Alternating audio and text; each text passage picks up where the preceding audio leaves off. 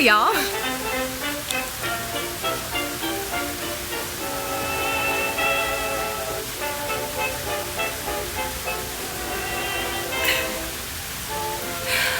Well, welcome you all to the first episode of Drunken History with That One Weird Girl. Glad you can join us today. This is the first time doing it. Hey, hon, how you doing? Yeah, I told you I was gonna go all out, man. I got...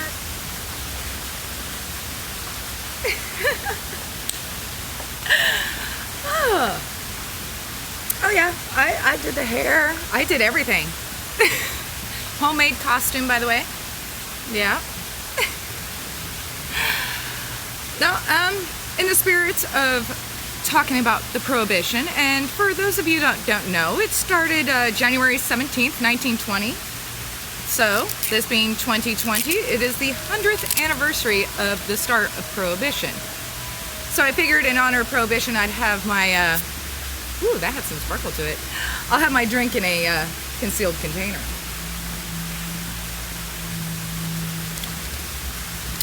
How y'all doing? Good. No, believe me, I've already had a few. Hello, Red Dog. How are you? No, I'm in my flapper attire. Yeah. Oh, I got the flapper dress on. I got it all going, man. Look at this. Look at this.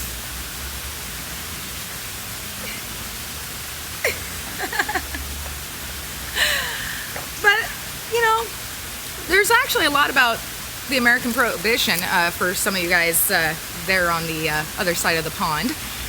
Hey, Rydiar, how you doing, honey? So there's a lot of things that came out of the Prohibition that we're still dealing with today, and there's actually a lot of similarities that were going on during Prohibition that we're seeing today, even with the COVID, believe it or not. Well, for one, restaurants, theaters. Yeah. So we're going to talk a little bit about that, some of the history of it. Oh, gotta take a drink. I mean, after all, this is Drunken History, right? We gotta be a little schnockered, right? Dude, yeah, in honor of it.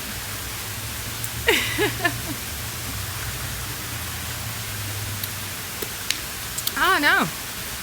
So, I mean, really, Prohibition era was the time of the government change, right? So, like, the government actually, at that time, was trying to become a little bit more of a power. They actually gained more power during the Prohibition. I mean, you had World War I going off in Europe, and then you had the United States. That was, well, they needed some help. But there was so much lawlessness going on that they actually had to, like, literally go, hey, we need to step in. We need to do more, right? So they did. And, well, there was this guy by the name of Volstead. Dude, see, I'm already freaking drunk, dude. This is gonna be a good episode. Now, Andrew Volstead, dude, from Minnesota. And believe it or not, he was a drinker, dude. He drank, man. And this is the guy that wrote the Volstead Act that started Prohibition to get the 18th Amendment going, you know, enacted, right? So this dude, who was a congressman, he was known to be long-winded, attorney type, dude. The 18th Amendment, to pretty much, in short, banning the manufacture, sale, or distribution of intoxicating liquors. It took him 25 pages to say that. But you could drink during Prohibition. See, a lot of people didn't realize that. Oh, you're only on beer too, dude? Ah. Well, dude, I got my Prohibition wine right here. Dude, during Prohibition, the companies, like the wine manufacturers, they would literally sell like bulks of like freeze-dried grape concentrate. So you just add water and boil. Dude, like some of these other companies, they would literally, like for barley or no, what was that? Like liquid, oh, what was that stuff? But literally you buy this liquid and on the instructions it would say adding water and yeast to this can make beer, which is illegal. I mean, but it would like give you how much to do and, you know, how much y'all needed. I mean, that's how you could get around it. Then there was the other ways of actually, like today, with our marijuana here in the States. get a doctor's prescription. You could get a pint of hard liquor, like whiskey, but you can only get a pint for like 10 days. I mean, dude, like even the instructions written on the bottle would say like, take 3 ounces until subdued. See, now that's a liquor I trust. Ah. Oh, really? Nice, exactly. You gotta sell the glass jars. Exactly, that's how you get around it. Oh yeah. Dude, and it was just crazy. But, you know, and then you would have those guys that were, you know, the bathtub gin. Dude, you don't even know what they put in there, man. Well, we know one of the main ingredients they would use would be formaldehyde. Yeah, pretty much anything that I mean, it was like bathtub crank, right? Like making drugs, you know, the end user has no clue. I mean, there was estimates that like 1,000 people died a year from like 1920 up until like, what was it, 1933? When the 21st Amendment went in. And yeah, 1,000 people a year in that 14-year time that they estimated died because of bad liquor. Hey, Potato, how you doing, honey? Yeah, right? I'm not drinking anything out of a tub or a toilet. Oh, wait.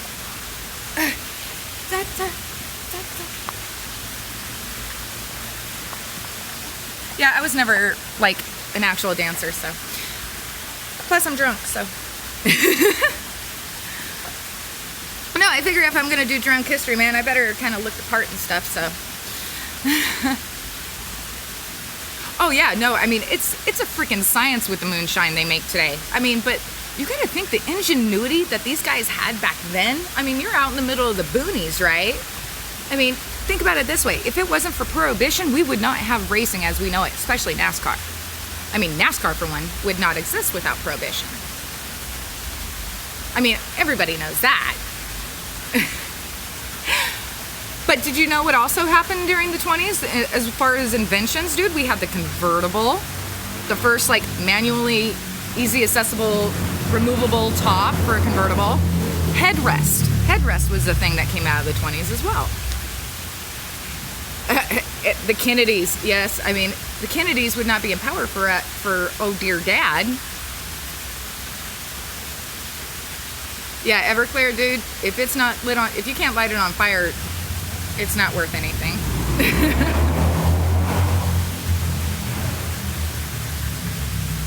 Oh boy, this was full when I started. This can be fun, man. Dude, I gotta say, I gotta give props to the women, man. I mean, I had, you know, a current curling iron, hairspray, freeze hold hairspray. I mean, the women back there, no wonder the hair looks so crappy. Old Joe Kennedy, that's right. Yeah, good old dad was one that, yeah, again, if it wasn't for his moonshine and business, Kennedys would not be in power. A lot of people don't realize that. And yeah, exactly. Thanks for bringing that up, man. See, this is why I have you guys, man. This is why I have you guys. But what really went wrong, though, you know, because you had, let's back up. So the Prohibition that we know of wasn't actually the first time Prohibition was actually tried here in the United States. In fact, it wasn't until, God, what was it, like 1850, Maine actually became the first state to ban the sale of alcohol and consumption of alcohol. And a lot of states followed. I mean, including, oh God, just about everybody. Just about everybody. No, not really. But I'm trying to read my notes all here because, I'm drunk and I had to write something. But, so they tried it back then, but pretty soon everyone was just like, no, this isn't going to fly. You know, we can't, there's just no viable way we can do this. Because one, how are we going to supplement the government? I mean, all the taxes that they were getting from liquor sales and stuff like that. So the government really had to think of, hey, how are we going to make money? Well, that's when they got the bright idea of ratifying the 16th Amendment, which that's the one that says the government can get taxes on us for any reason, pretty much. So, with the suffragists, the women's temperance movement, the anti-saloon league. Did you know there was an anti-saloon league? Yeah, neither did I. But actually, it was the anti-saloon league that helped Volstead write the 18th Amendment, or the Volstead Act, I should say, that 25-page document. And yeah, so, I mean, talk about having your money in the, having your hand in government as a business, right? Or as a, it would be like Antifa talking to the congressman and getting him to write rules that apply to them. So, it's funny that people don't realize that how much, you know, these small groups, these organizations can have real turn. And in a way, that changed a lot, too, of how our country was ran. You know, we can't really have these small organizations saying how we should run the country. But, you know, that still happens today, no matter what. Yeah, I'm moving around because there were some people coming by and they're not a fan of the live stream, which is fine. I don't mind. So, where was I? Oh, God damn, this wine is hitting me hard. So, anyway, when it finally was enacted, they immediately saw the decline in their revenue. One, restaurants started closing. I mean, who's going to go to a restaurant if you can't get liquor or anything else like that? You know, liquor, beer, wine. I mean, then naturally the restaurants closed. And then you started seeing a hit in the theaters because nobody's going to go to a movie theater drunk. You know, they were afraid they were going to get called out. So naturally theaters started closing. So, and that's kind of what's happening today. You know, you shut down the economy, you take away something, and then, oh crap, this is going to hit us harder than we thought. Oh shit! Well, they figured out during the course of Prohibition, the government lost $11 billion in excise tax from liquor sales. $11 billion. Now, to be honest, I don't know if that is, you know, in back then money, or if that's calculated to today's currency. But 300 million of it went to actually enforcing the prohibition laws.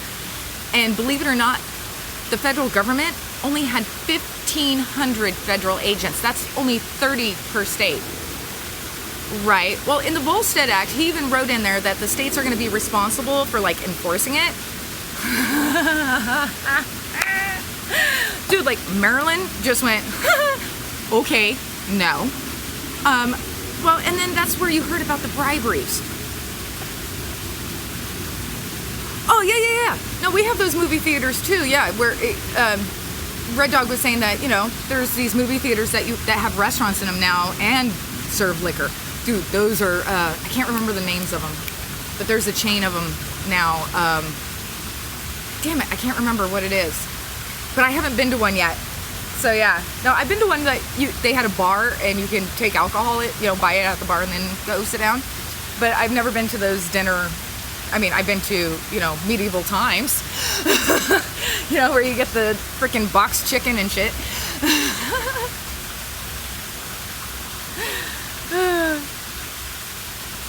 But yeah, but this is also, again, when you started seeing a political upsurge,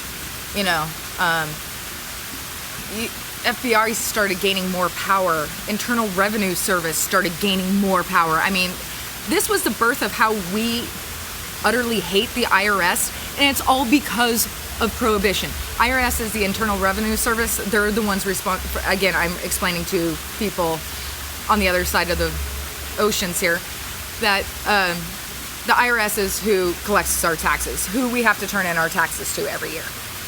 So Prohibition is the reason why we Americans hate the IRS.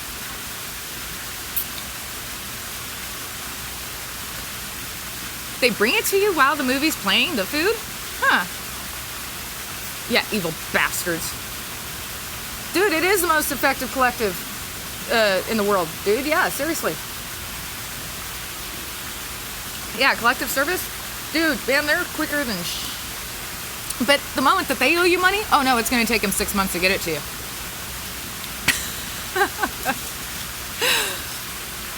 No, but so kind of going back, there was only like 1,500 of these freaking agents, and we know the most famous one, Elliot Ness. All right. Now, people tend to think he was part of the FBI. No, in a way. Now, I remember Volstead, the guy that wrote the shit to start Prohibition.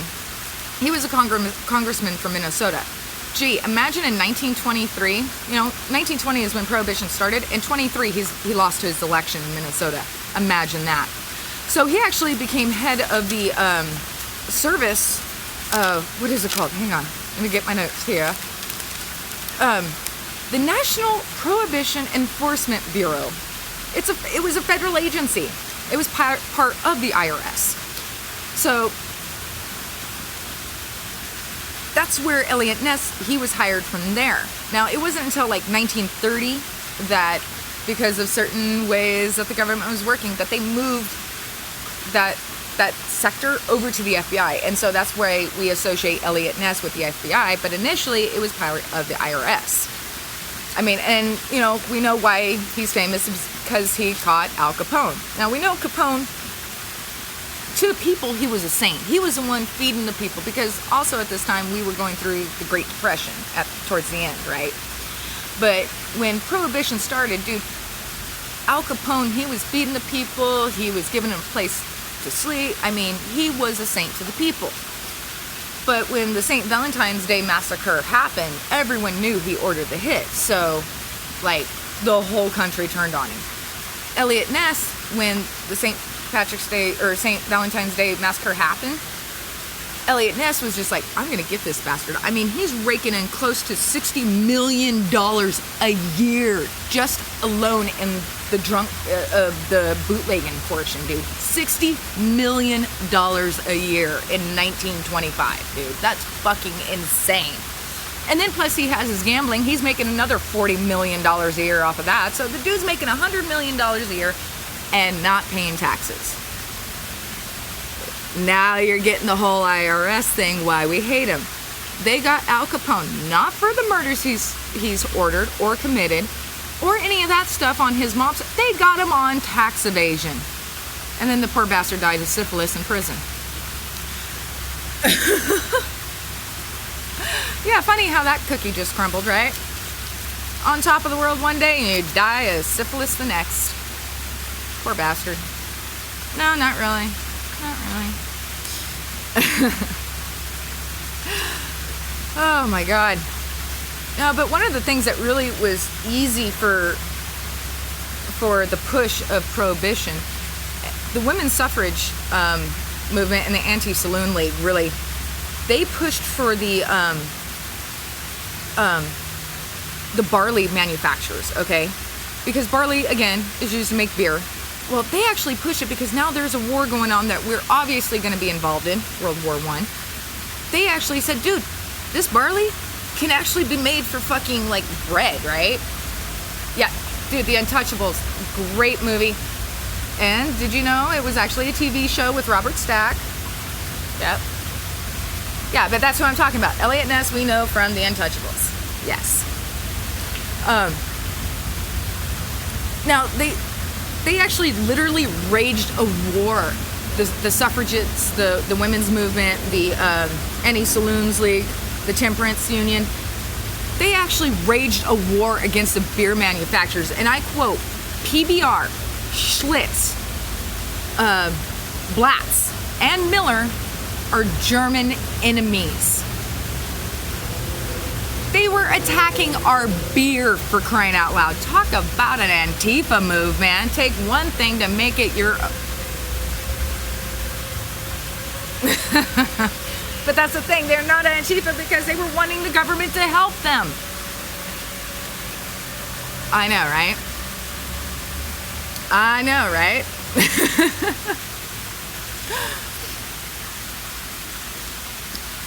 You know, what's funny, they did a study that they figured at least 8 out of 10 congressmen, and what we have like 200 or 3, I don't know how many we had back then, honestly.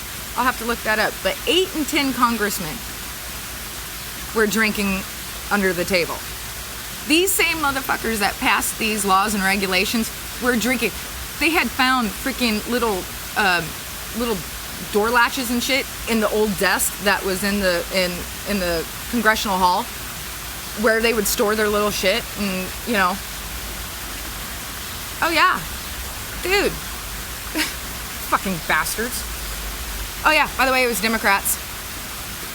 Oh yeah, it was the Democrats who wanted the ratification of the 16th Amendment for the IRS to start doing the whole tax collection. Oh yeah. Oh yeah. But you know, some of the party views had changed since then, so some say it was, no, it's the Democrats. So what?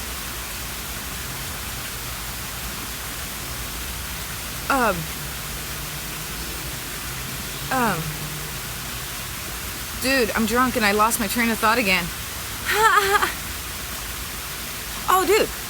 So, some of you may not know, is that there's still a hidden alcohol in Congress and the Senate building along with the White House old furniture. Oh, dude, I've heard of the one about in the Senate. I've heard about that one. I'm sure there's several somewhere in the White House. I mean, think about it. That's kind of like, I would think that'd be set in a law somewhere. I don't know. No, see, this, it's actually wine. Here's water. Here's wine. Since I figured I'm doing a Prohibition special, I better have my wine in a concealed, or in a indescript container.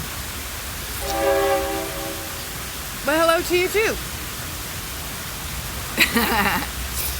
No, but so before Prohibition, women weren't really allowed into bars, right? Because, well, you got to think about it. It's 1919 is when they got the act to go through. 1920 is when it started. Well, not so much California. Well, some areas of California, but pretty much vast majority of the West was still pretty wild. I mean, we had electricity, we had the trains, you know, we had a lot of inventions, you know, Industrial Revolution was happening. So, but there was still some lawlessness, right? So really, women inside bars were kind of considered to be, you're going to be in a brothel, right? I mean, if there's women, it's got to be a brothel. Well, Prohibition changed that. Because now you got these kids that have nothing to do. They can't go to a restaurant. They can't go to a movie theater. I mean, unless you were in Coney Island or at a boardwalk on the West Coast as well, there wasn't really anything to do, or maybe wait for the circus to come to town. And even then, maybe you had to travel 50 miles to the circus. So, Prohibition actually got women to be more social. They actually got, well, not more social, but more dangerous. Estimates say there was at least 100,000 bars by 1925. 100,000 illegal bars operating. Speakeasies, people's freaking apartments were considered speakeasies. I can only imagine some of those parties.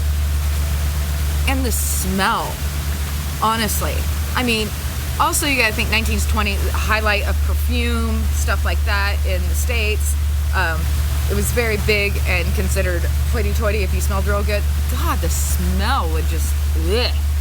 I don't know, Art Deco. See, that's the one thing that has come out, and some of the car designs, which is technically Art Deco, but the architecture, God, I love it. Oh, we gotta stand up. I gotta do another shake.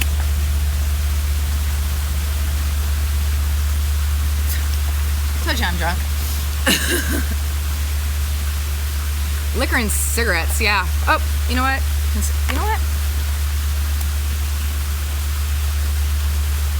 We got Rocco. Since we're talking about Prohibition, it's time.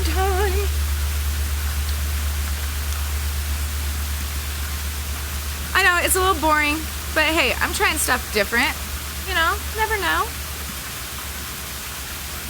Radar, I really appreciate you hanging out with me, son.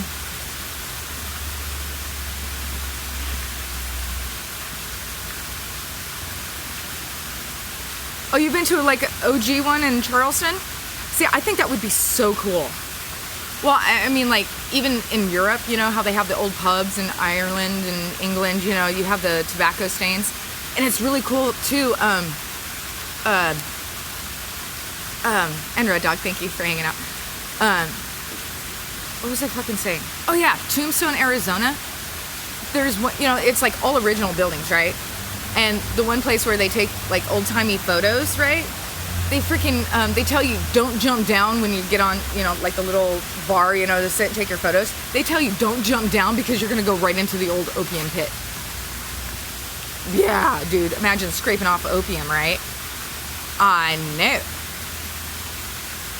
Dude, it burnt down? Dude, that sucks. Well, they had one here in Sacramento, but I guess it was a little too hidden. No, literally, it like closed down like 2 years after it opened. This was like 2015. But I mean, they even have like current speakeasies. Where was that one? Was it Japan? You literally just open the door and it's a convenience store, and then you just walk straight back into the room, and then it opens up into this gigantic ballroom. I'm like, holy crap! I want to go there. That'd be cool. Here, dab time, guys.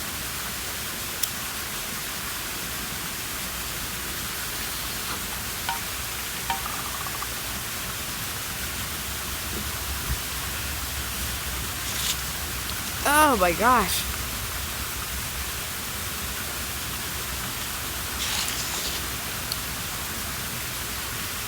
Oh God. I'm gonna sneeze. Oh no, that was like a cough sneeze. That sucked. Ugh. Dude, I would love to go to Japan, man. I would love to.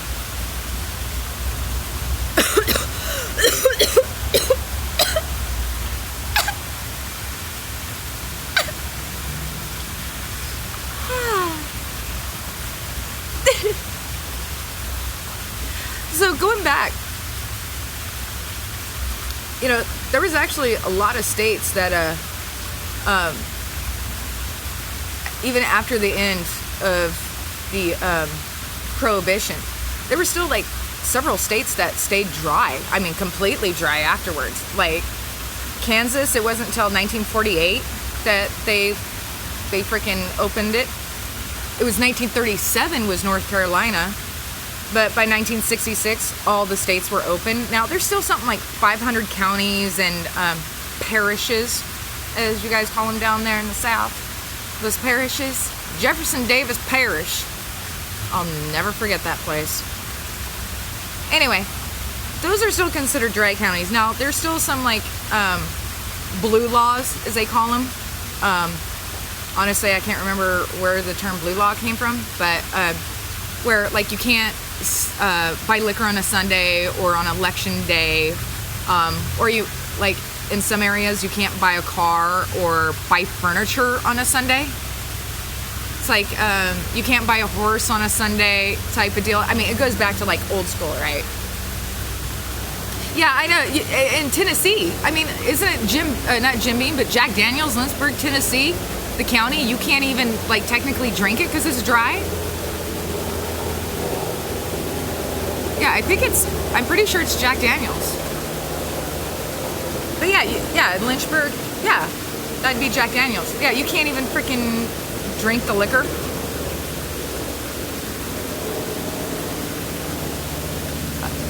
Yeah. But they'll sell you a bottle at the factory with free liquor inside. Right, goes right back what we were talking about. You can sell the bottle, you just can't sell the liquor. You can buy the bottle for $35 and you get free liquor. When the marijuana laws started like coming up here in the States, that was kind of one of the things, like the I think that's even Colorado was trying to do it when they were doing the food industry, the pot food industry. You can go to restaurant, you could go to restaurants. Was like something like you could buy it, but the sprinkle of the medicinal was free or something like that. It was weird like that. But let's get to the ending of Prohibition. I mean, there was a lot of things that I am glancing over. I mean, I'm not Ken Burns. I'm not Mike Rowe. Although I do implore you to watch Prohibition, the Ken Burns, PBS special. It was really good. It's the same way done. It's really good. Also, How Booze Built America by Mike Rowe. Anything by Mike Rowe, watch it. But so we get towards the end of Prohibition, right? Shit's starting up already in Europe. FDR, one of his main focal points of his presidency was to end Prohibition. Literally, his 6-word statement won him the presidency in like a fucking landslide, right? So it was so funny when he got elected, his first act, or one of his first acts, was to repeal the 18th Amendment. And it was the first time any constitutional amendment had been repealed. Like, boom. And I did not know that. Honestly, I did not know that. And what was funny, the first drink he had was a dry martini, which came about during Prohibition era because of bathtub gin. Right. Dude, FDR, man. His words to the American public, and I quote, "I think we could all do with a beer. Cheers to FDR." FDR is a goddamn hero, dude. If you guys watch that thing I did with Demon Mechanic on Sunday, that panel, the Shit Talk Sundays, I talked about FDR and how I think, the government honestly could kind of help out. I mean, our infrastructure fucking sucks right now. I mean, like, over half the bridges in California can't pass a seismic test. I mean, our dams and levees are fucking weakening by the second. Army Corps of Engineers can only do so much they can. I mean, the National Park Service, God bless them. God bless the firefighters. God bless the forest rangers.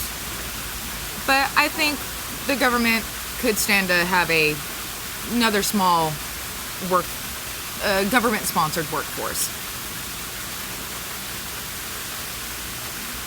They're removing his statue from front of his own museum. Are you freaking kidding me? Seriously?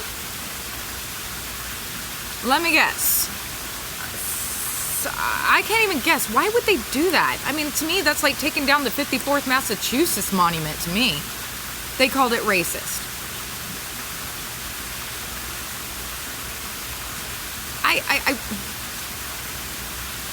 I really hate that some people just can't see beyond certain things. I mean, I could go on and we could have a good old argument about this, but if it wasn't for FDR, we would not have what we have today. Okay? I'm sorry. That's how I feel. And if it wasn't for FDR, I wouldn't be presenting this to you. So, right? All right, so I'm going to have my third cigarette of the day. Where'd it go? Ah, there it is. I know. I'm working on it. I'm trying to quit, guys. I'm trying to quit. I'm doing well. Did you know? So for us to come out of the Prohibition, there had to be like 36 states that signed, there had to be the minimum 36 states for it to, excuse me, for the 21st Amendment to be enacted. Now, when we think of Prohibition and nowadays and states that are very stringent on alcohol, I mean, I don't know about you, but I'm going to have to say Utah. Okay, when I think of Prohibition stuff, I mean, obviously Lynchburg, Tennessee, and Carolinas, but Utah, I just think of the most stringent alcohol. Wait. Okay, now Now I gotta go back to the FDR thing. He's on a horse with the first black man openly invited to the White House during his presidency on Native, and a Native American chief united during the Spanish-American War say they called it racist.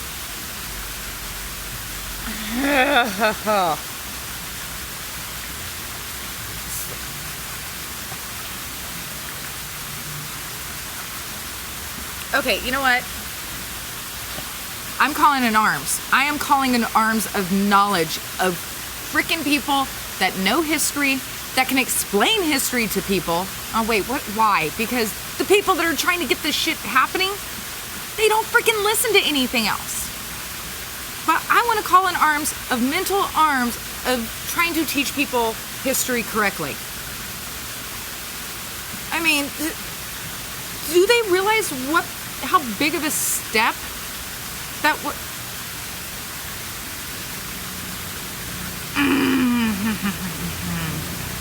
Oh, that ticks me off. So anyway, oh shit, they called the Emancipation Proclamation statue racist and wanted to remove it from DC. Again, and these are the same idiots that are fucking defacing the 54th Massachusetts monument. Are you guys fucking stupid? Spraying BLM on a 54th Massachusetts monument? That did not help your cause, not one bit. I mean, what are they going to do with Stone Mountain? Are they going to blow up Stone Mountain? Because that's racist. Oh, FDR. Wait. Yeah, he's on Rushmore. Wait. No, he's not. It's Teddy. Oh, yeah. Wait. What the fuck? It's Teddy Roosevelt, Abraham Lincoln, George Washington. Isn't it? No, Thomas Jefferson. So, but still. Well, even then, are they going to blow up Mount Rushmore? Because God knows Jefferson's got to be racist. No, he's just a freaking playa. But going back, so Congress needed 36 states to say, okay, we're going to pass the 21st Amendment. Utah, for the third time, Utah was the 36th state to sign it. If it wasn't for Utah, we would still have a prohibition passed. Yeah. If it wasn't for Utah, the 21st Amendment and the prohibition would not have ended when it ended. And in honor, cheers to Utah. The only time I'm going to do that.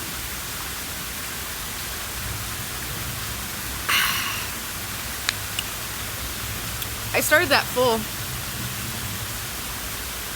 And I feel it.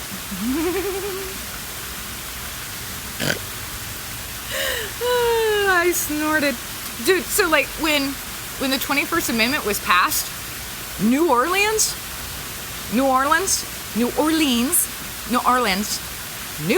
Square. Ah, that's Disney. Dude, New Orleans did a 20-minute cannon salute celebratory brouhaha. For 20 minutes, nothing but celebratory cannon fire, dude. Talk about a party. Now, I just hope to God that they actually used blanks. Or they shot them out into the harbor, but still. I don't know. I'd like to... Oh, you're on beer 4? Well, I mean, how big is this? This is just a little over a pint, so I'm about a little less than halfway, about 2/3 into a pint of wine.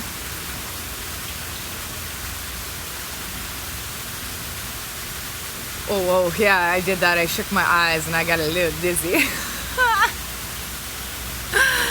Oh my God. No, I like drunk history. This is fun. Well, I was kind of nervous in the beginning, obviously, because I really didn't know how to start it, how to do whatever, but fuck it.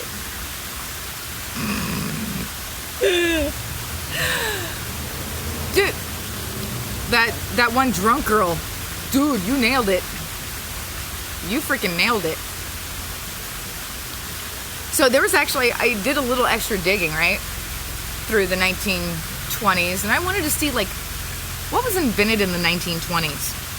And holy crap, shit that we still use today, like think about it. This stuff that I'm going to talk about, if it wasn't for pretty much Prohibition and maybe giving these people, get them away from the drink, we wouldn't have this. I mean, some of the stuff that was come up with, I mean, it's like technology that we would think of now, like nanobots and shit, right? I mean, Elon Musk of the days, okay? So, like, first off, talking about Elon Musk, in 1926, the first liquid-fueled rocket was shot off. I did not know it was that early. I mean, we think of rockets, we think of, World War II and the space race and the Cold War, Dude, in 1926 is when the first rocket-propelled or liquid-fueled rocket launched, dude. By Goddard, of course. Robert Goddard, who has like over 100 freaking patents for space travel and shit and science. Crazy. And it was either like 1924 or 1926. There's some debate. Did you know the cheeseburger is only that old? I mean, I would have figured cheeseburger has been around since America. But no, cheeseburger has only been around since like 1924, 1926. There's some debate in that. But then, like, for you airplane nuts, it's when the radio altimeter, 1924, so, pretty much, throwing radio signals down to the ground to get your altitude and shit. Right? I mean, so think about that. 1924, radio altimeter for your planes. There was already a war where there was planes flying, and they didn't have that technology. Dude, right? Right? And then I'm sure, like, everybody kind of remembers penicillin. Penicillin, 1928, by that one dude. What's his name? Damn it. Not Curie. Curie was the radioactive chick. Damn it. Can't remember his name, but the penicillin, that was 28. The vacuum cleaner. I mean, there has been vacuum cleaners, but like the actual like bag, with a bag and shit and the little, bristles on the end, that was in the 20s. Dude, that's only because the guy couldn't drink. What else was he going to do? Hoover, the Hoover Vacuum Company. They're like, well, shit. Got to give them women something to do. The bulldozer, 1923. The bulldozer, dude. Look up the picture of, like, the original bulldozer. Dude, that thing's scary looking, dude. Scary. Right? The blender, the electric blender. It was only good for milkshakes, and it wasn't until, like, 32 when the actual dicing, for veggies and shit.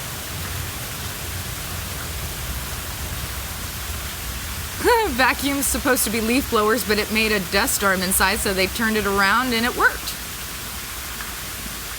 Believe it or not, I would 100% agree. I mean, if you've ever taken like one of the shop vacs, the Craftsman shop vacs or something, and you accidentally, what was I saying? Oh yeah, the shop vacs. Like, you can reverse it, to blow it out or this way or that way. You can put the hose on top so you can dust shit off, or you take the hose, put it over here, and it sucks it all up. Yeah. The traffic light. The traffic light came out of the 20s. Garrett Morgan. Yep. He was the one that actually, the electric traffic light. I mean, there was like the hand signal traffic lights like this, that had the signs like this. But he was the one that did the red, yellow, green.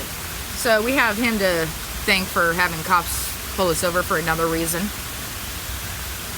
No, right on, Garrett Morgan. Cool dude.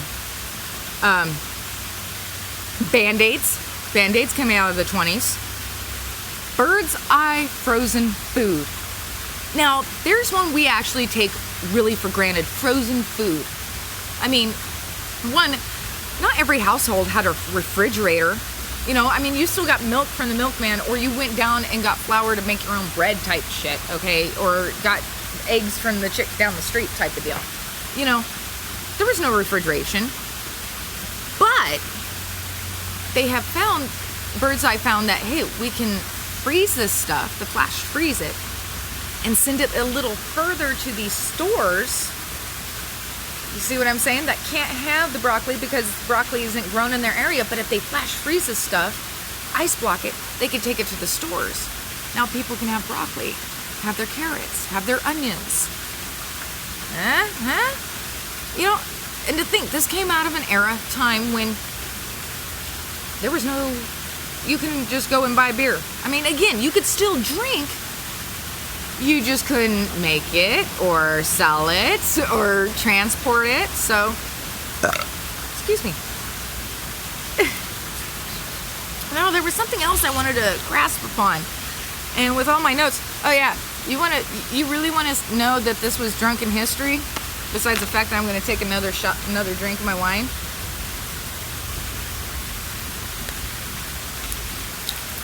Here are my notes. Yeah, right? There's my notes. And I got a little flip book with notes, dude. That is drunken history on a paper plate, dude. Papered plate this shit. I haven't done like this type of writing, note taking since like freaking high school. Seriously, I have not done this since high school. And I was actually pretty proud of myself, man. I mean, if I put some time and dedication to it, I would say I'd probably at least get a C+ on this. If I turn this in as a Prohibition paper in college, I think I'd get a C+. But like I said, there's a lot of... Oh yeah, the other thing, ways around Prohibition, Sacramento wine. So, not Sacramento, even though our name derives from sacrament, but Sacramento wine was also okay, which gave rise to obviously a numerous of false priests and rabbis. Dude, right? New version. I mean, the fact that I'm writing and not doing it on a freaking computer and have a printout notes, dude, I still write. Look at my handwriting, dude. My handwriting is actually pretty... You could tell the drunker I got. See how the writing just... I mean, it's like all nice, drunk, there's the arrows going. Dude, that's the one thing I don't like about computers. I mean... Yeah. I mean, obviously, I've lost my spot so many times. Now, of course, MIT and Boston University did a study. Drinking went down, and I'm still trying to figure out what do they mean by this. 70% during the early days of Prohibition. After Prohibition, 30% less consumption years later after Prohibition. Now, to me, I was like, how the fuck do you even figure that out? I mean, there's so many factors in that. Of course, that's MIT, man. Mr. Brains over there. You like writing like a doctor. Well, you know, there's some days I do really write like that. I mean, like, you got this stuff here that just kind of goes, and that was even pretty neat. But, yeah, I do have pretty decent handwriting.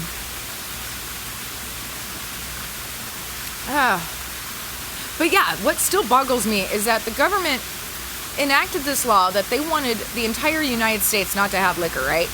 But yet they only have 1,500 freaking government agents. I mean, seriously? That just... What do you expect them to do? I mean, Elliot Ness figured it out, you know? You gotta go up for tax evasion, but shit, man, that's fucking hardcore, dude. And of course, you know, anytime Sean Connery dies, you're gonna have a bad time.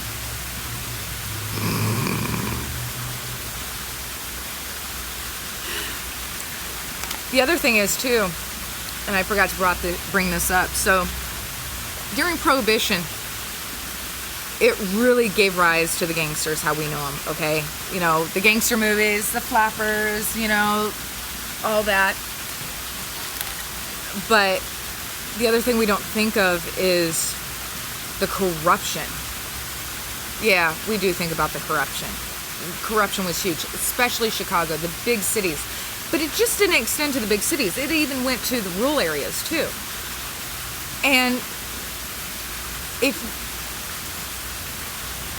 you can't trust the cops, who do you turn to? Like now. Who do you turn to? Well, the Proud Boys now have stepped up and, they're trying to be all, trying to step up and keep order and peace in a way.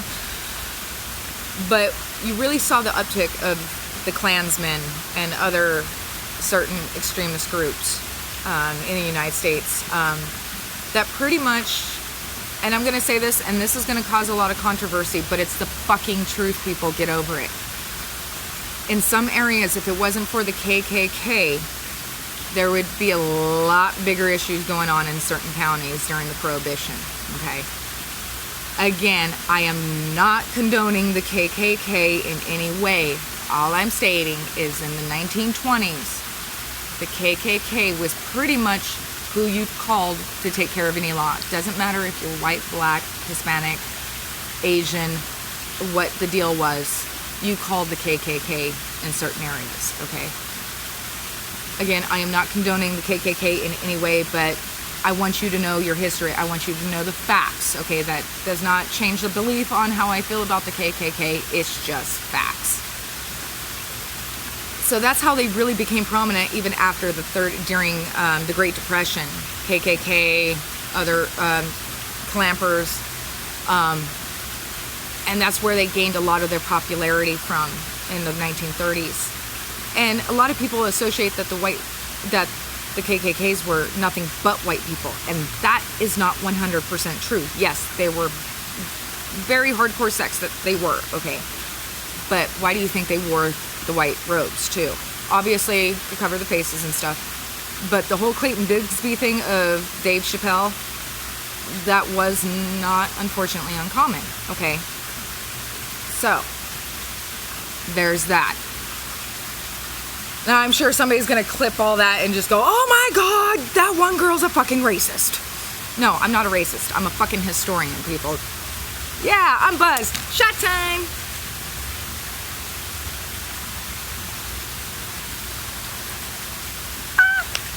And I still haven't lit my cigarette, which is good.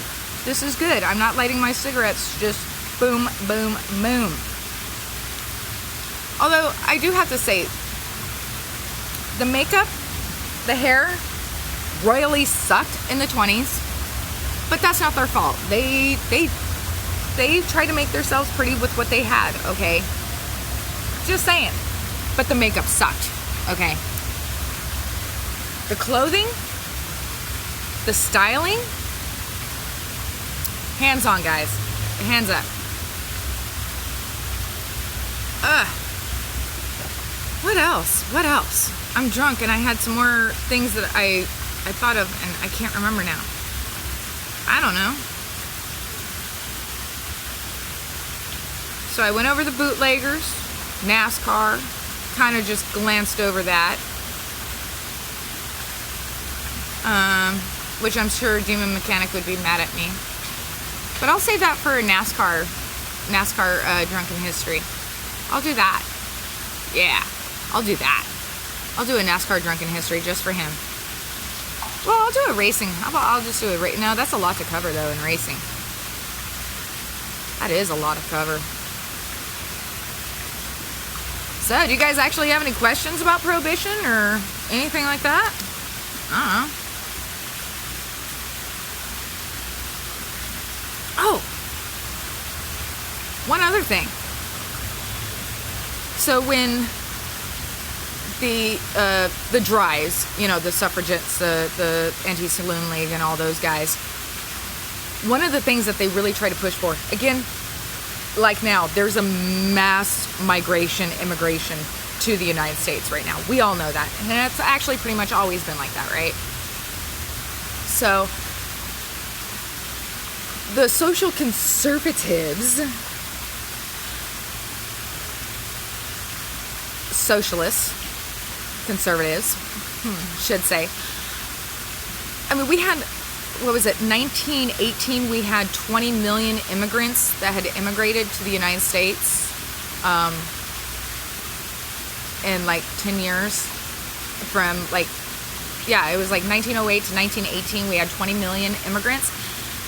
I mean, we're not just talking Mexican, you know, we're talking Staten Island, Staten Island, Statue of Liberty, yeah. You know, the Italians, you know, with their wines and drinks. You have the, you also just had the Russian Revolution happen. So you have a bunch of people coming over from Russia and their vodka and their other drinks and stuff. I mean, you have this mass of people coming from Europe to the United States, and these dries were worried about their drinking habits being a influence on the American people and how the immigrants would ruin the American people. That's when I go back to how they're the ones that started the war on beer, literally, by saying that Schlitz and PBR and Blatz and Miller beer were the German enemies of America. I mean, dudes, that's taking shit far. Right? Dudes. I mean, it's insane of how much of the Prohibition era of 1920 to 1932, 33, how much we are going through that same right now. It's crazy. Oh, dance time.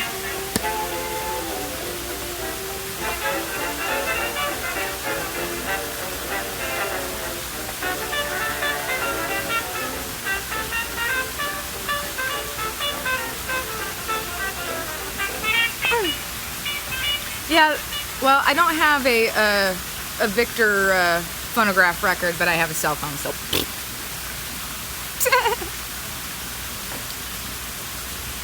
Well, yeah, they actually, you are correct, Red Dog. They did do the same thing in World War II, again with the Germans and the Asians. I mean, we had the internment camps here in the western United States. I mean, literally, this whole area, Sacramento to fucking San Francisco. I've talked to, you know, older people about it, and this was back in high school. I had to do a paper on that, of the internment camps, and they were like, dude, it was such a ghost town out here. I mean, you had the Mexicans and the South Americans up here, but the Asian community was very huge here. And when the Japanese were taken away, he's all, dude, it was just quiet. It was eerie. I mean, the little corner markets closed. These restaurants closed. And they're not talking about Asian restaurants. They're talking about steakhouses, okay? I mean, again, sushi wasn't really popular until, like, after World War II. I mean, yeah, you did see it in, like, New York. And even then, it wasn't. You had to know somebody who knew somebody that had a Japanese restaurant. The same way, I mean, we have the Chinese district, you know, in San Francisco, and that was pretty much really the only Chinese area besides Sacramento and LA, because Sacramento had a huge Chinatown. But when the freeways came in, which, again, FDR. You did fuck that part up. When the freeways went in, we lost a lot of these communities. You know, like Chinatown, Sacramento is gone. I mean, pretty much all that's there is like some 1960s fucking sad American trying to look like some Japanese architecture 6-story building. Okay. I mean, when I get my streams and stuff really going, I'm going to go to the archives because I want to find a little bit more about the gold fields out here. If you watch my streams, I talked about the gold fields and the gold rush era. Again, done by Mike Rowe. It's called Gold Fever. I highly implore you to watch it because it's the history of California you never even fucking knew about. And guess what? I live right in the middle of where all that stuff happened. I'm sitting right now where I sit. I'm sitting in one of the most I'm sitting in one of the oldest spots in Sacramento that has been, yeah. There's so much history here that I didn't even fucking know about. It's like they're talking about people I've never even heard of. It's like the 49er dude. I didn't know that dude actually had a name. And that he became one of the wealthiest people, and he helped, like, oh my God, crazy. But anyway, this is about Prohibition, people.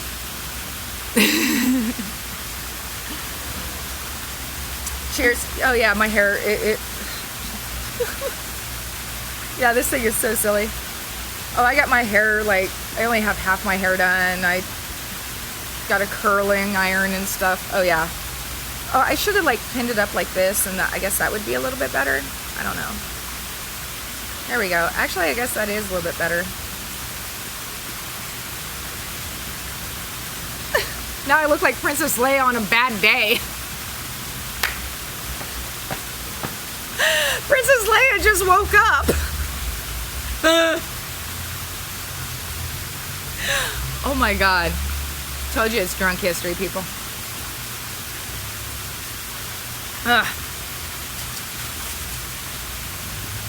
So, that was my first episode of Drunk History. Prohibition. I thank you for watching. And now, we're just going to go on to regular stuff. How about that? We'll keep it cool. Well, not really. Because I did hear, oh, thank you, Red Dog. You're just a sweetie. He says it still looks good, but he may be biased. That's okay. No, actually, no, I feel like I'm what's her name in Spaceballs. I just don't have that blonde hair, but yeah, Spaceballs. Eddie Van Halen passed away. Yeah. Yeah. And I've been talking about doing this Prohibition stream, you know, for the last couple days now.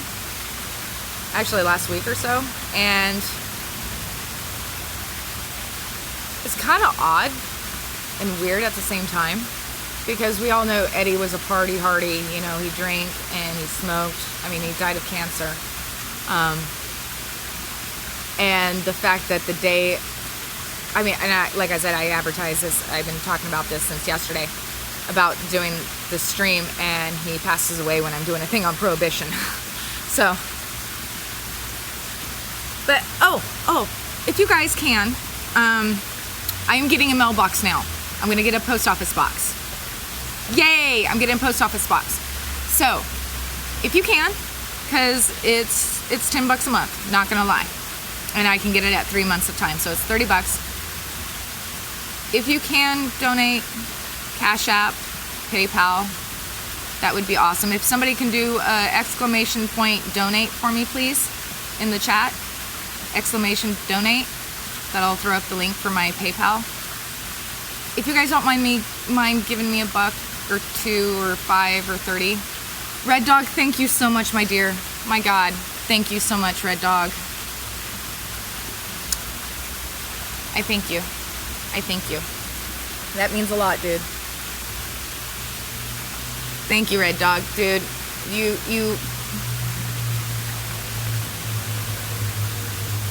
are outstanding, honey. I love you. Red Dog, I love you, babe. Thank you so much. Stupid bug. That's my hair. Okay, I'm sorry. Whew. This thing is so hot. Oh my God. I was gonna try and do it all the way through, but I can't. That is just so hot. Plus it's like 95 degrees out here, okay? Give me a break. And again, with my mohawk, look. With my mohawk, and I still have stuff braided up in the back. Oh my God, I'm so hot. Oh yeah, dude, I did the 1920s rosy makeup and everything, dude. I'm actually very proud of myself. No, but we're gonna do more. I'm gonna be doing a Ruth Bader Ginsburg drunk history. I'm also gonna be doing the Goldfields drunk history. If you have ideas that you want me to do for drunk history, please throw it in my Discord, throw it up here in the chat. obviously I rewatch chat because, or rewatch the stream because I posted on YouTube, and I just rewatch it because I like hearing myself. But no, again, I am going to be doing a post office box. Again, thank you again, Red Dog, for subscribing. If you can donate to PayPal, I really appreciate it. Cash App, I appreciate it. I'm doing the P.O. box because I've been having problems with the Amazon. I guess they changed their stuff where you can't gift somebody. You have to like order it through your shit and then send it to an Amazon locker closest to the person you're sending it to, and then give them the 6-digit code. Well, and then if shit doesn't fit, they don't send it to you. So I'm getting a post office box. So that way you can send me letters. You can send me anything you want. Just, I ask you to be cool about it. I love steaks. Just say it. But I'll, in fact, I've already reserved it. I just have to have the $30 to pay for the box. I have until 30 days to get it activated, but I still pay for that 30 days, so I will get billed minimum $30 by the end of the month. Oh, really? I'm checking, dude. I'm checking.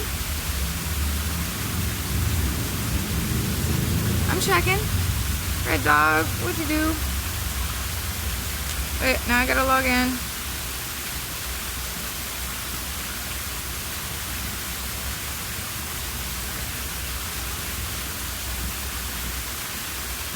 Taking a second. It's okay, dude. Dude. Well, it's $10 a month, but they charge you $30. But I've done the deposit, or not the deposit, but I've already reserved it just so I have it. Dude, it's like, what the hell?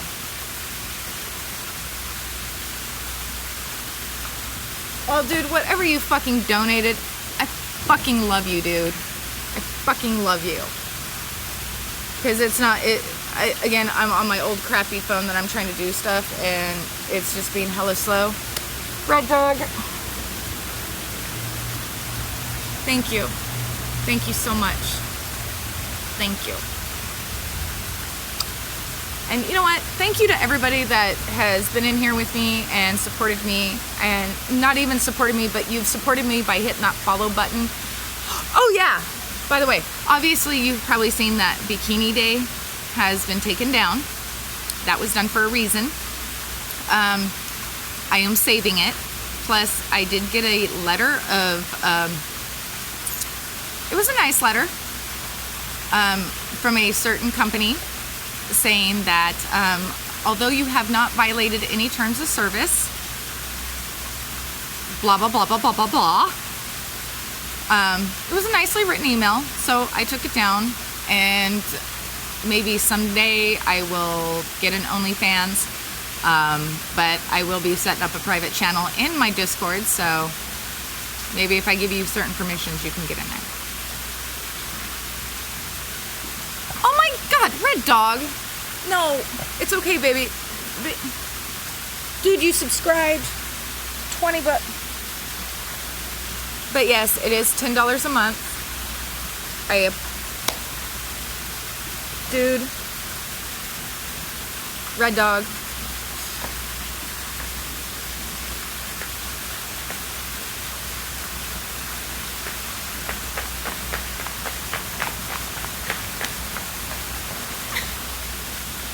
And I did that in heels.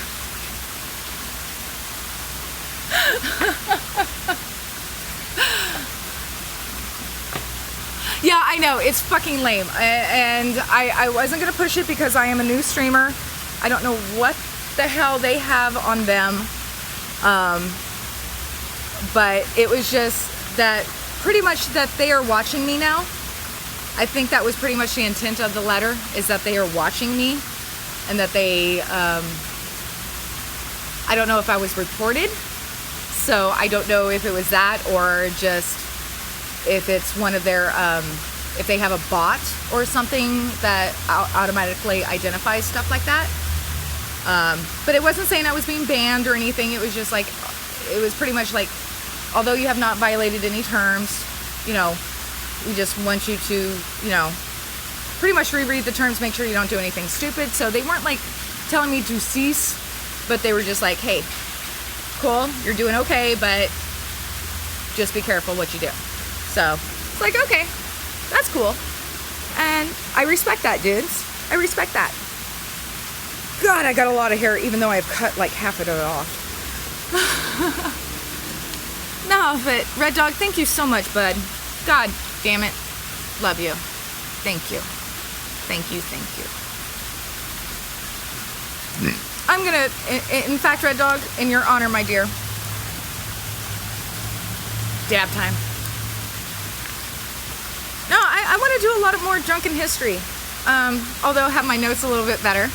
I mean, I don't think it was all that bad for a first episode. I mean, I was drunk. I gave you history. I rambled. Had horrible hair. Although I nailed the makeup. Believe it or not, I actually nailed the makeup. Again, didn't use any foundation. I just used blush, mascara, eyeshadow, and lipstick.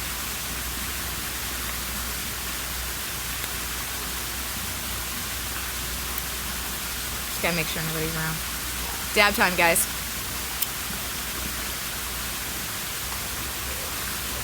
Rocco's Modern Life. Boy.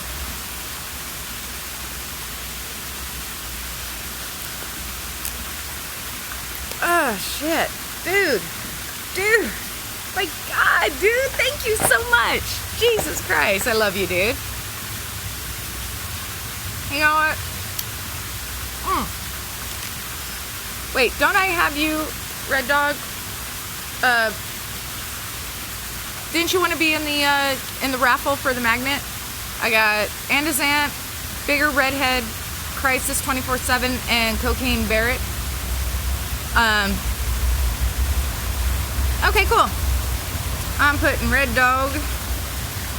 It's the magnet I got at the train museum, the Sacramento Train Museum, and I'm gonna raffle that off at the end of the month. And I'll get a hold of you either through here or Discord or somehow I'll whisper you. If anything, I'll whisper you here through Discord. Wow, I can tell that I've had a few. Hey, there's our dog. Here, let me get our dog out of the way. That's fine. Here, I'm gonna rotate over here. Oh, thank you. Yeah, I was doing some drunk history today of the Prohibition. So I had my hair all curled up and stuff, but I'm still on saying hi to people. No, our dog, he's freaking awesome. He's a resident here at the apartments I live out. He is the coolest. He's the coolest dude. I'll come and drink out with him. Yep. In fact, I gotta go cheers him real quick. Hang on. Let's go cheers him real quick. Hey, our dog. Oh, no, you got it all. Film me. Whoa. Cheers. Oh. We gotta cheers. I got my wine here. So we're gonna cheers. Oh, okay. Cheers. Well, I'm drinking mine, but yeah, cheers. Okay, thank you. Cheers. Old ladies and small cheers. dogs. Yeah, old ladies and small dogs. Our dog is the coolest dude. He is the coolest dude. He's cool peoples. Hey, they say cheers too. My friends on the stream here. You're on a train? No, on a stream. Internet thing. Yeah. No, that guy, he's... I've been on a train for so long since the light rail. Right, dude. It's actually a trolley. Dude, being on a train, God, besides Disneyland, I was on a train in Branson, Missouri that like did one of those like little tourist loop type things. Dude, our dog is so cool, dude. He was actually homeless, dude. And dude, guy's fucking amazing. Obviously, he drinks a little bit like me, but yeah, he's fucking hella cool, hella cool. Oh. Dudes, so Portland last night, Red Dog or anybody else, was there anything that happened in Portland? I had to go to bed at like freaking 12:30. I couldn't stay up any longer, but was it just on the Tootsie Railroad? Oh my God, I haven't heard of that in eons.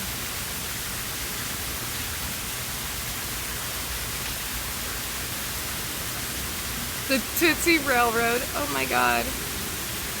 See, I would like to actually do, because the Amtrak station, seriously, actually, if you watch the fire video, I show you where the train, where like the soccer stadium and the rail yards, it's right there. I can take the California Zephyr, or pretty much I can take a train from Sacramento. I mean, I can walk to the train station, hop on the train, and take the train all the way to Chicago if I wanted to, and not change trains. Oh, you have to be up at 5:30? Oh my God, I'm sorry. Well, thank you for joining me. And thank you again, Red Dog. Mwah. Thank you so much. Thank you so much. You are awesome. Oh my God. No, oh my God, that would be a cool ass stream. No, there's the one that goes along the coast in Southern California. I should do a stream on a train. Yeah, dude. And tickets aren't all that expensive. I mean, yeah, they're expensive, but not like plain expensive. Oh my God, that would be cool. I gotta check into that. That would be hella cool. Wouldn't it? And I would have to make sure I got one of where I can get into the observation decks. It's kind of like a Land Rover, those jungle safari Land Rovers with the windows on top. So, you can get, or like over the summit in the snow. Oh, hell yeah. I gotta start a OnlyFans, man. I gotta make some money. Dude. Hi, Bob. How you doing, Bob? I know, Bob, you like the trains, don't you? Is it you that likes the trains?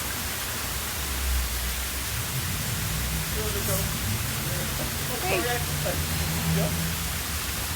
I knew somebody was like into trains, but I mean, seriously, like freaking over to Tahoe, like just go from Sacramento to Reno and then like drive back.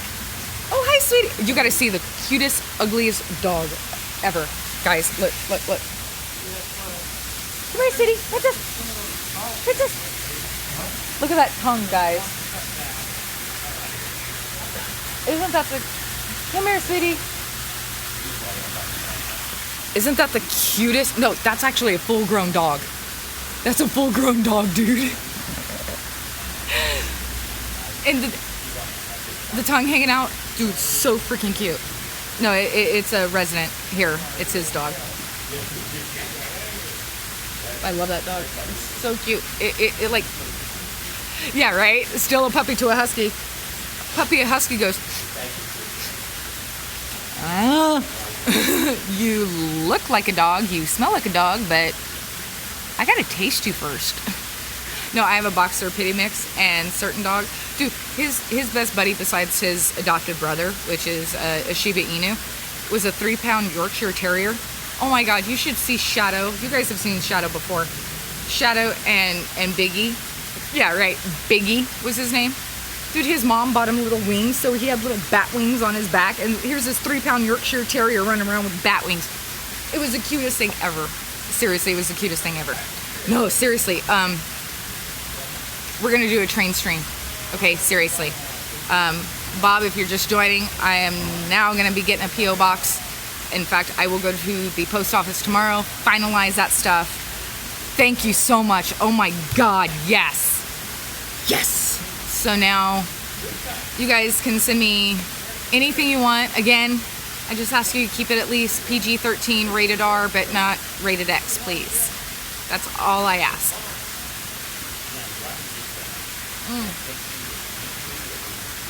Dude, Red Dog, are you on your 5th one yet, man? Are you on your 5th year, dude? I've had almost a pint of wine right now. How long have I been streaming? I started at 4:30 and it's 5:45, so I've been streaming an hour and a half and I've had a pint of wine. You're on number 6, okay. What are you drinking, by the way, dude? I mean, I'm drinking Cloud du Bois Pinot Grigio. It's normally like $15 a bottle, but it was on sale for like $8.99, so I was like, yank. Thank you, Bob. Thank you. Thank you so much. I really appreciate that, sweetie. Thank you. I really do appreciate that. Cheap vodka. You know what? Wait, when you say cheap vodka, are you talking pop-off vodka? Like $3.99 a fucking pint vodka? Or are we talking like Burnett's cheap vodka where it's $6.99 and flavored? Or are we talking about Smirnoff $6.99? Because there is a difference, but the hangover is pretty much the same. Just depends on the amount of sugar in the vodka if it's flavored or not. Speaking of Prohibition. Here, hang on. I'm trying to get into brighter light without showing license plates and stuff. Here, wait. No, that's actually worse. Okay, come back this way. Coming back this way. There we go. That's a little bit better. Oh, so you're talking like what is it, Walmart Sam's Choice vodka? Or is it Costco Kirkland Signature vodka? Or is it the Piggly Wiggly vodka? Wait, does Piggly Wiggly even have their own brand of vodka? I don't know.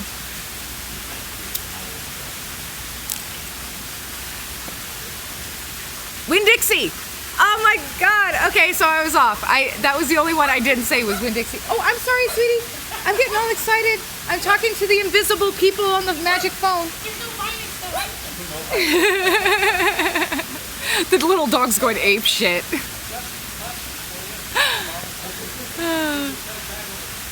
So, when I was in Florida, Winn-Dixie, which is Kroger in Colorado, which, oh my God, the best Kroger grocery store was right in Denver. Actually, it was, oh God, what was the name? Where the Penthouse Club was. Glendale, Colorado. Well, it's in the middle of a Jewish area, but seriously, the cheese section, I mean, it's like walking into a cheese shop. I mean, like, fucking wrap around, fucking refrigerated, like where you would buy your meats, but it's nothing but cheeses as far as the eye can see. And then they had like the Mediterranean deli with all the olives and the garlic and the stuffed this and stuffed that, the prosciutto. And then they had the Italian or the meat selection of, you know, the cold cuts and stuff. Oh my God. Oh my God. Oh my God. Oh my God. Hi, sweetie. Here, come here. Come here.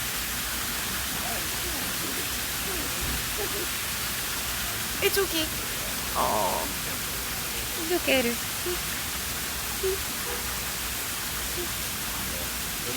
Isn't she just adorable? Hi. I hijacked your dog for the stream. Pardon me? Oh, okay. Oh, there you go, sweetie. You look stunning, Nicole. Oh, thank you. I'm doing a live stream in the history of the Prohibition. Okay.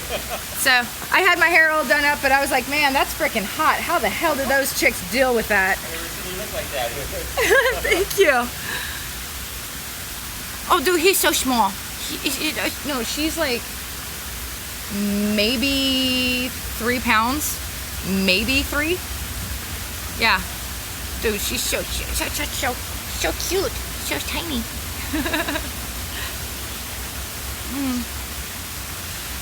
All right, so I gotta still finish this before we end the stream, people. I'm not going anywhere for a minute. I told you, drunken history, man. Dude. So where would you guys rather go? I mean, obviously, I can go from here to San Francisco. Or I can pretty much go from here to Reno. I don't know which way I would want to go.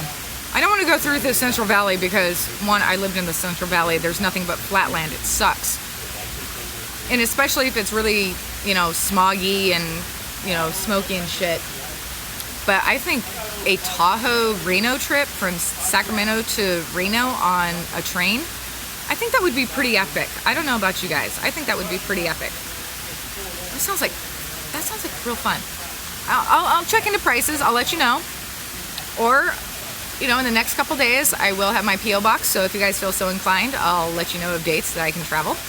No, I'm just kidding. Just kidding. Then you can buy the tickets for me. I'm just kidding.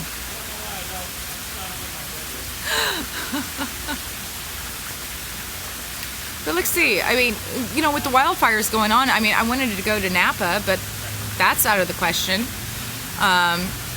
Even kind of going up towards Sutter's Mill, which is about, you know, an hour away. I mean, that's still kind of all burnt up, but fuck, man. Fires suck, yo. I mean, even our sky right now. Here, I'll show you the sky, guys. It's still pretty. Yeah, you can see the smoke. It's still hanging up in there, dude. It's still pretty nasty. So, I don't think we're gonna do that going up to like Sutter's Mill anytime soon. But I'm gonna do some more stuff here around town. I'm wanting to cover more of the Armenian protests that are happening here in California. If you guys do not know, Armenia and Azerbaijan, Turkey are in a major conflict. I mean, it's pretty much full out, blown out war now. It's no longer a conflict. It's a fucking blown out war. And last night there was a protest here in Sacramento. And it was actually pretty big. But I had to go to Mom's to talk about the state of the business. In fact, my business, my automotive shop is closing. We're done. But I'm hoping, there was supposed to be a protest today. I don't know if it's still going on, but this weekend, there's still going to be some more protests. So this weekend, I am planning to get some more protest streams. So please bear with me, guys. I will get you more protest streams. I promise. Azerbaijan. Yeah, thank you, Remy. No, the shop is, I'm done dealing with this landlord. I mean, this was really just icing on the cake.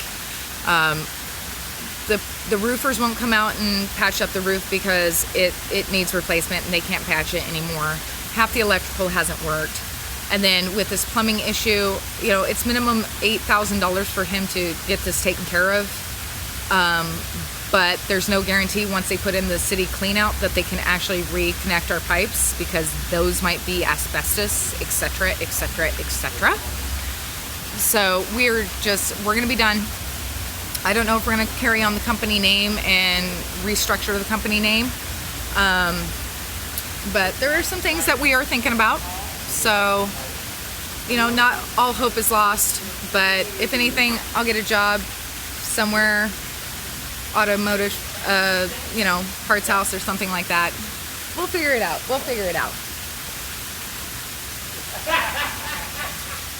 But I'm keeping my head up, and again, I want to thank Demon Machine for his guidance and help in this. It wasn't much, but I do appreciate the help that, I mean, he pointed me in right directions of talking to people, and I just want to thank you. And yeah, thank you, Red Dog. Thank you so much, and thank you, Remy. Thank you, all you guys.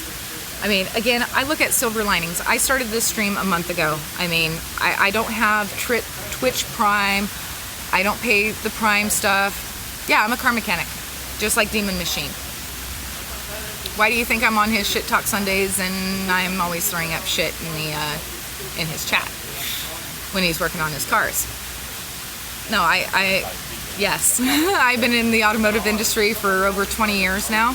I've worked parts houses, dealerships. I've turned wrenches, management, and owning my own shop. So I know one or two things about owning a shop in the automotive industry. But for time being, I might just have to do some, you know, I might have to go back into the dealership world for a little bit. I realized how dark it was over there, guys. I'm sorry. I apologize for that. So I'm having to set you off over here just a little bit.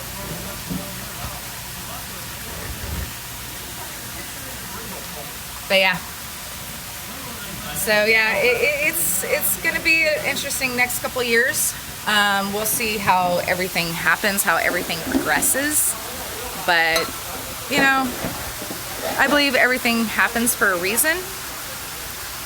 And, you know, it's another chapter in life. I mean, I'm not going to say I'm going to make streaming my life. I don't think I can do that, but it's a possibility. I mean, if I get enough interest in it, there's always that chance. Let me go grab my wine real quick. I'll be right back. Hang on. All right, Red Dog, thank you so much again. Thank you so much again for your help and your support. Thank you for subscribing. Thank you for the Cash App donation or the PayPal donation. I really appreciate it. Thank you so much. You take care. Have a blessed night and get some rest. Have a day tomorrow. That's all I can say is just have a day tomorrow. Because if I say have a good day, you're going to have a bad day. If I say have a bad day, you're going to have a day. So just have a day. Just have a day. Get through the day. But let me grab my wine. Let me cheers you before you go.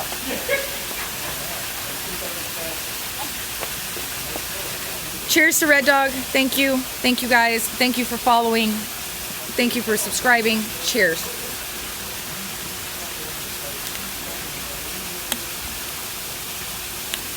That was a pint of wine I have drank in like an hour and a half. Hour and a half. Wow. No, thank you so much. So I'm going to have a post office box here. I'll have all the links ready for you here in the next day or two. I will get that all set up tomorrow. So yeah, so you can Amazon, send me letters, send me cards. You know, just again, keep it rated R. That's all I ask. Come on, guys.